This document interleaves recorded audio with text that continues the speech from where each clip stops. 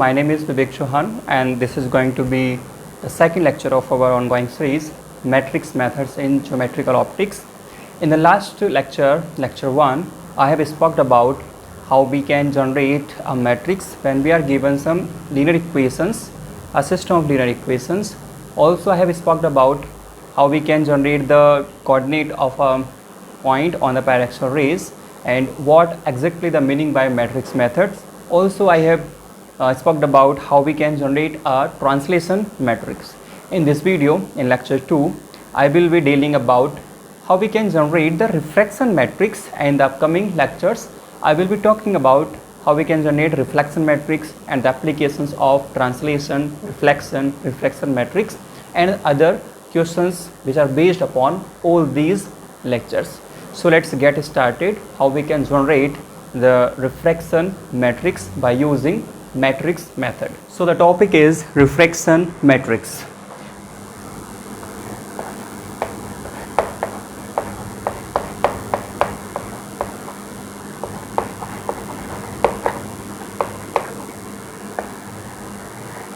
For the sake of simplicity, to understand how we can form the refraction matrix for the parallax rays, I am drawing a diagram in which I will be taking about the convex spherical lens or convex spherical surface. Okay, so let's say this is that particular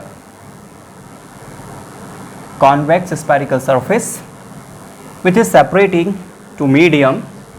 Let's say the medium on the left side having some refractive index mu1, and on the right side the medium having some refractive index mu2 in the comparison of mu1.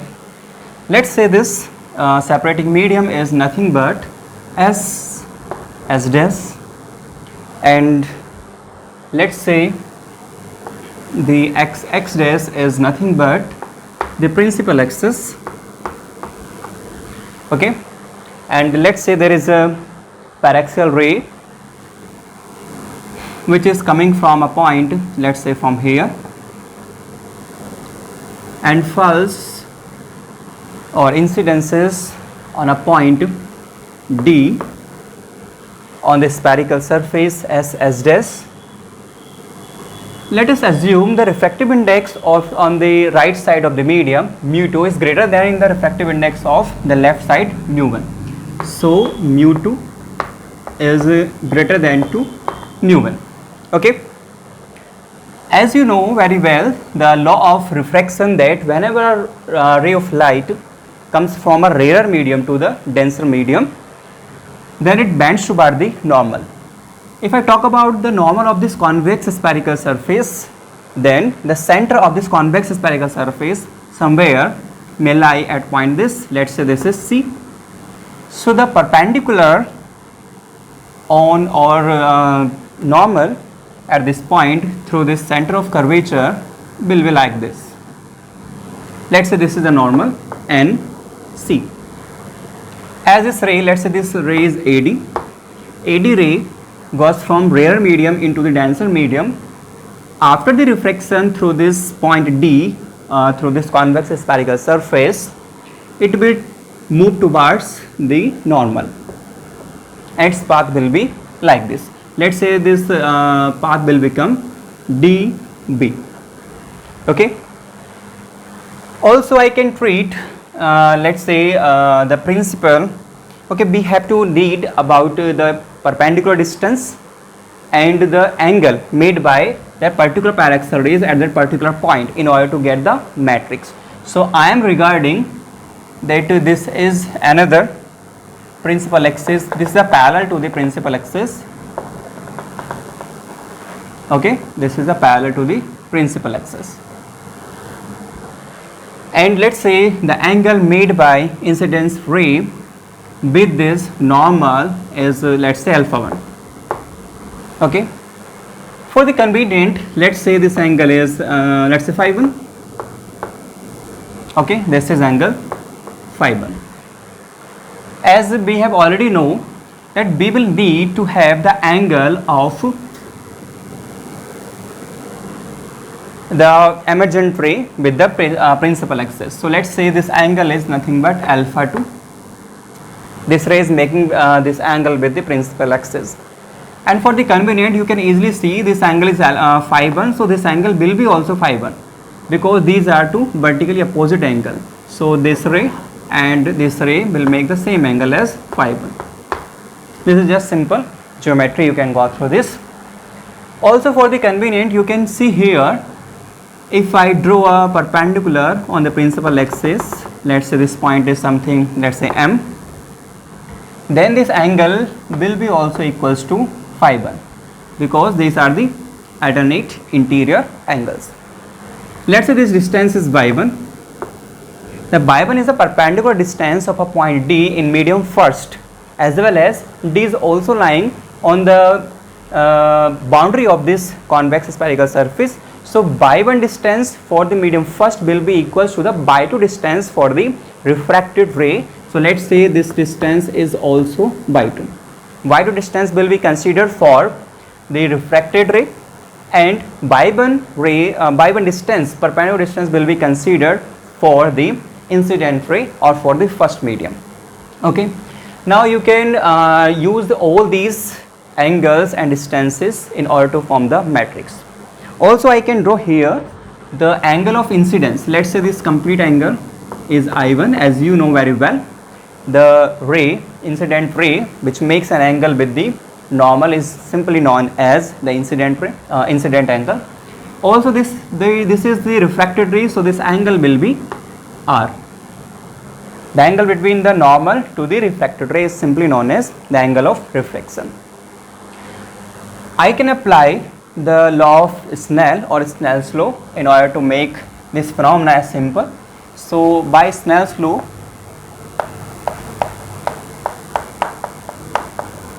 of refraction,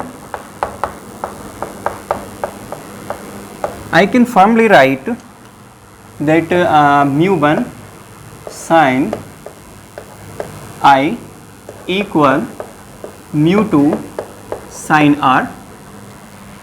As I have already told you in the lecture 1, that these angle I and R are very small angle because these are taken for the paraxial rays.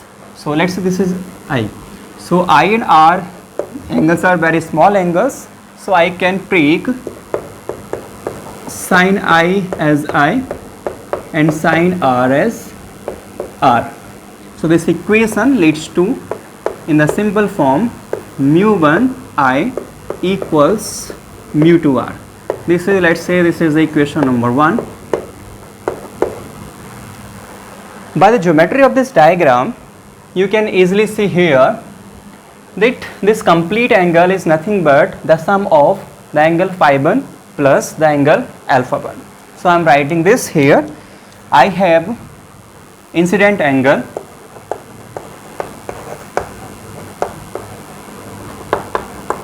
I, which is the sum of phi 1 and alpha 1. Also from this consideration, this angle of reflection R is equal to the alpha 2 plus phi 1. So refracted angle or angle of refraction is nothing but R, which is equal to the sum of alpha 2 plus phi 1 or phi 1 plus alpha 2. I can make these two equations into the first equation to get this product mu1I and mu2R. So let me put all these consideration. Equation number 1 I will get, putting the values of I and R in equation number 1, I will get from here, this is mu1 times of I, and what is the value of I? I is phi 1 plus alpha 1. This is phi 1 plus alpha 1 equals to the mu2 times of R. What is the value of R? This is phi 1 plus alpha 2. So this is phi 1 plus alpha 2. Okay. Now I have to work on the by 2 and alpha 2 and by 1 and alpha 1. So let me write this equation this way: mu 2 alpha 2, okay, equals to the mu 2 phi 1 will be go here, and here this is mu 1 alpha 1. If I multiply mu 1 alpha 1, this will be here, and this is mu 1 phi 1, mu 1 phi 1, and this term mu 2 phi 1 will go into the left side, will be of negative, minus mu times of what? Phi 1. Sorry, this is mu 1 and this is mu 2. Mu 1 phi 1, mu 1 phi 1 minus mu 2 phi 1, mu 2 phi 1 equals to the mu 2 alpha 2 here, and mu 1 alpha 1 is here. I can take phi 1 is common from this last term. I will get mu 2 alpha 2 equal mu 1 alpha 1 plus phi 1 as common. I will get mu 1 minus mu 2. Okay. All this equation can be written as alpha 2 equals mu 1 upon mu 2 alpha 1 plus phi 1 mu 1 minus mu 2 divided by mu 2. So this is the value of alpha 2 what I got by all these consideration. Also I need to have the value of by 1 and y 2. As I have found the value of alpha 2, so in order to have the same coordinate, I will have to the value of by 2. So also I can find the value of phi 1 because these are the arbitrary constant angle. So I can find the value of phi 1 from all these consideration. You can see here, as I have drawn DM as perpendicular, so this makes this angle as right angle triangle. DMC or CMD is a right angle triangle. So in right angle triangle,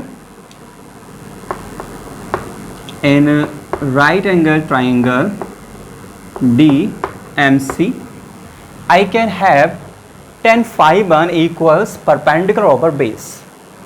This is tan phi 1 equals perpendicular is nothing but by 1 or y 2. So for the sake of simplicity, I am taking by 1 divided by this value.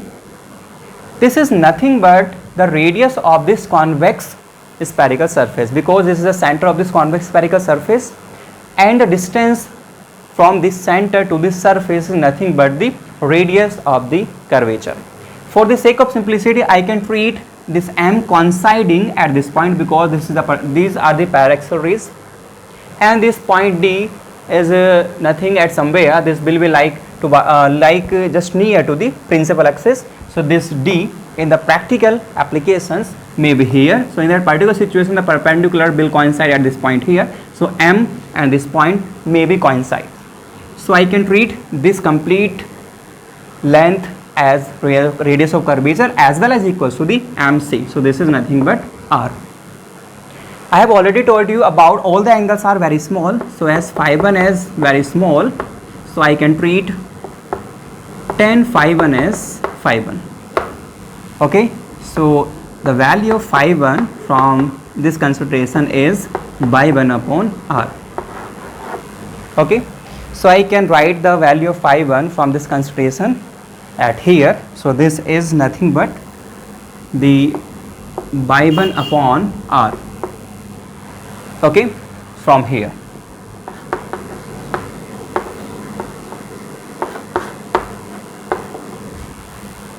Now I should have the value of by 2. So I can remove all these consideration.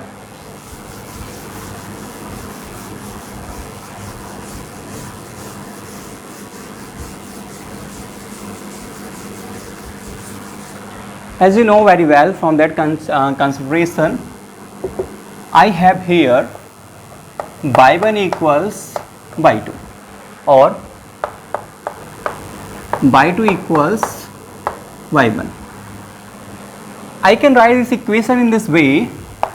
This is we have already given according to this diagram. This y2 which is going to equal as y1 can be written according to this equation. In this equation, the second term having y1 coefficient, So I will treat y1 at here, and something can be treated into the multiply of y1. So let's say this is 1. Here the coefficient of y1 is 1 upon r times of mu1 minus mu2 upon mu2, and here the coefficient of y1 is nothing but 1. I have firmly made this, and plus, as there is no term other than y1 equal to the y2, so I can treat this term as 0.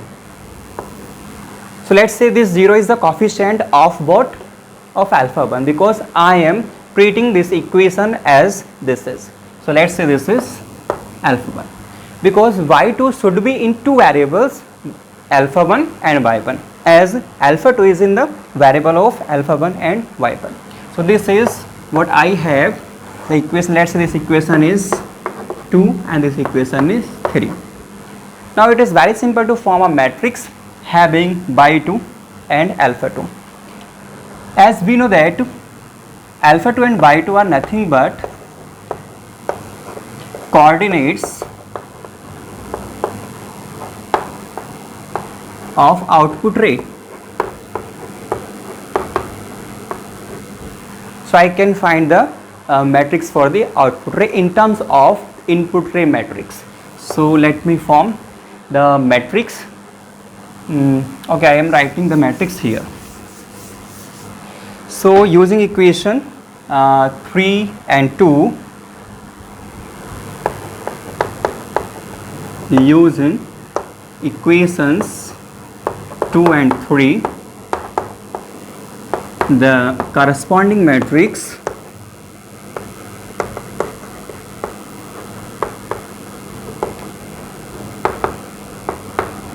is, this matrix is nothing but, first we write y2, then we write alpha 2.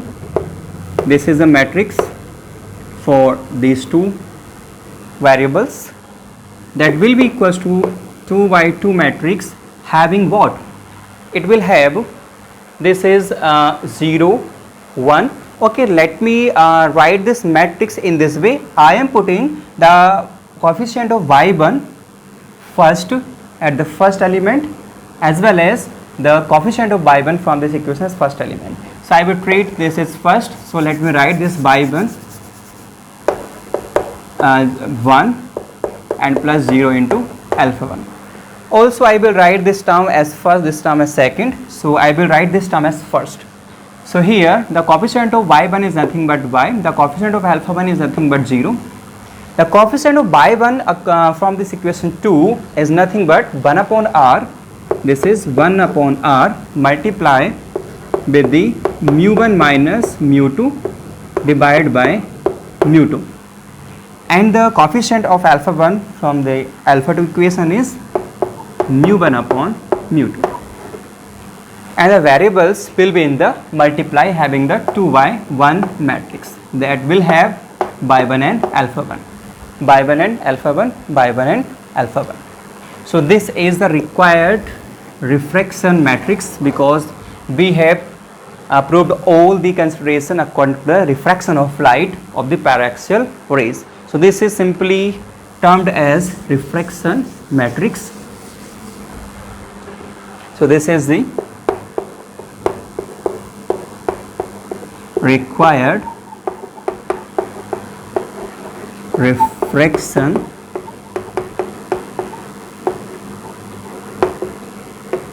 matrix, in which particular this is the refraction matrix. Okay, and this is what? This is the output matrix, this is input matrix, this is refraction matrix. So in terms of symbols or symbolical form, this will be like that: output matrix equal refraction matrix multiply with the input matrix. This is input matrix. Hand to hand I am writing the order of all the three matrices. As you know, here this is a 2 by 1 matrix, this is 2 by 2 matrix, and this is 2 by 1 matrix.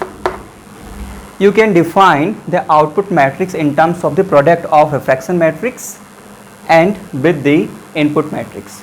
So the output matrix having the order of 2 by 1 is equals to the product of the reflection matrix having order of 2 by 2 with the input matrix having the order of 2 by 1. I can also find the determinant of that particular matrix, which is nothing but the reflection matrix. So this is what we have, the reflection matrix. I am writing here, reflection matrix is nothing but 1 0, and this is 1 upon r times of mu1 minus mu2 upon mu2, and second element is mu1 upon mu2. This is what we have, the reflection matrix. So determinant of reflection matrix will be Rm mod or that of Rm. This will be the cross multiply of the all elements like this, 1 times of mu1 into mu2 minus this multiply with this 0. So the second term will be 0 with this 0 factor, and rest will be 1 times of mu1 upon mu2. So rest will be mu1 upon mu2. So this is the determinant of the reflection matrix, which is showing the ratio of the refractive indices of first medium from the rays coming to the refractive index of the second medium into the ray is going. So this is the ratio of the refractive indices from which the ray is coming to the refractive index of that particular medium in which ray is going. So this is what we have, the physical significance of the determinant of a particular reflection matrix. Now let us figure out one question about the reflection matrix, in which we will have some basics of this article, and the question will be asked upon that particular consideration. Question is, show that reflection through a spherical surface can be characterized by a 2 by 2 matrix given by Rm equals 1 0 minus p mu1 upon mu2, where p is the power of the refracting surface. So in this question we have to prove that the refraction matrix can be expressible in this form. So the form is Rm equals 1 0 1 0 minus p mu1 upon mu2, where p is the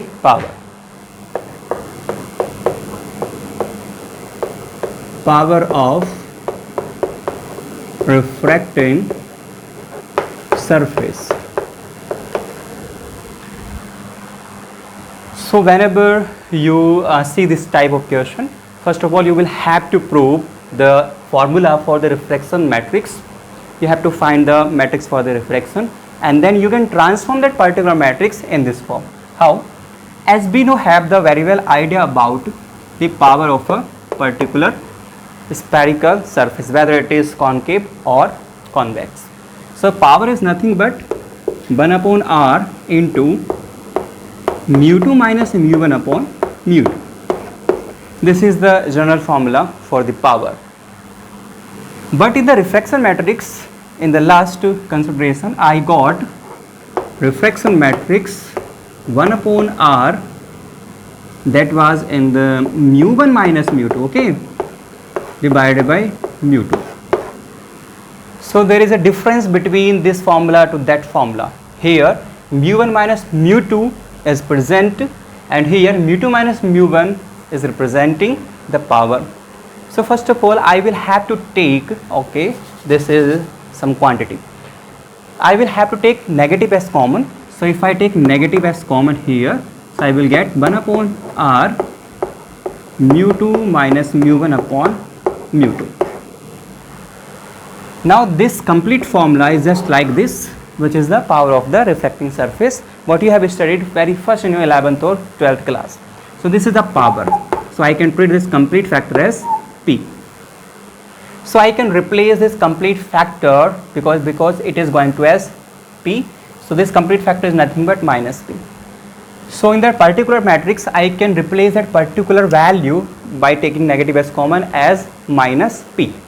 So from that particular consideration, this is done. Now let us take a moreover about this formula. Again, the power is nothing but the reciprocal of focal length measured in meter. I can treat this formula for the plane spherical surface. The characteristic of the plane spherical surface is nothing but its radius is what? Infinite. Because plane spherical plane surface has the rate. Okay, let's say this is convex spherical surface. When I stretch this into the straight line, this will have the radius as infinite. Okay. So this r is infinite. In that particular situation, I will get f as what? F as infinite, because this is here infinite into this complete factor, f is infinite. And by the definition of power 1 upon f, I will get p as 0. So according to the refraction matrix, you can also prove that the power of a plane surface is 0. Also you can check whether the given matrix is for convex spherical surface or concave spherical surface. Okay, so let me write this formula in this form. For the convenient, let's say the first medium which was on the left side, that is air. So mu1 is 1 for air, and on the right side the medium is something, let's say, whose refractive index is particular value, let's say that is mu. In that situation, this formula will lead as 1 upon r mu minus 1 upon mu, or f can be written as mu times of r divided by mu minus 1. Now you can check here, if radius is negative, then f will be negative, or it's vice versa is true. If r is positive, f will be positive, because mu cannot be negative. This complete factor will give always a plus value. So this depends upon r. If r is positive for convex surface, or if r is negative for concave surface, then accordingly f will be positive for this consideration and f will be negative for this consideration according to this formula. So by applying the consideration of matrix methods in geometrical optics, you can prove all the considerations, all the articles, all the phenomena related to the optics as you have done in your 11th or 12th class. So also you have the idea why the convex surface has positive radius, because its shape is like this. So its radius will lie on the right side of the origin, so that it will be a positive.